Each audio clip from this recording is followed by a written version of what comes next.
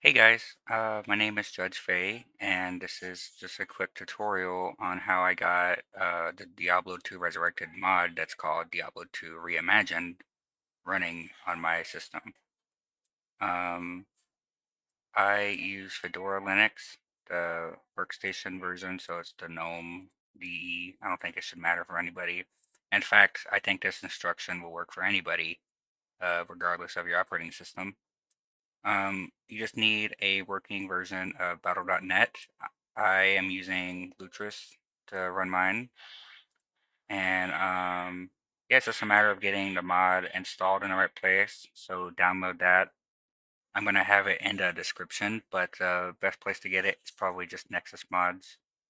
And I'll have a direct link to it. It's just the main file, or you can use the optional file if you're going for the easier mode.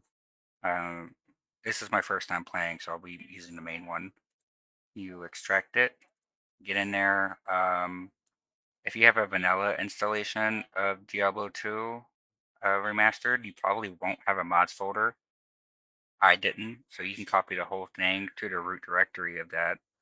But if you do have a mods folder, you don't want to copy the mods folder. You just want to replace your existing install or drag this into that folder.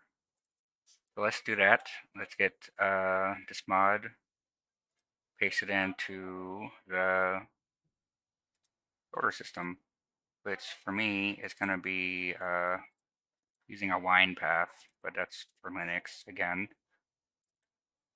And my mods are going to be here, and I already have reimagined the mod installed, but you just paste it right here, and then just like that, you have it installed. But here's another part: it's not going to be running yet. The installation guide on their website mentions you need to have an argument when you run the executable. But if you're running it on Linux, you can't really add that argument into the executable easily. So Battle.net actually has that feature built into it, and you'll just go to the game as it's installed, game settings, and you can add those launch arguments. And definitely this first one is required. If you want to reset your maps on each save and exit, it'll require this one as well. And you just add all three. And after that, you completely have the mod. You have the mod installed at that point, and it's ready to go. You can just run the game. Hope this was able to help somebody, and have a good day.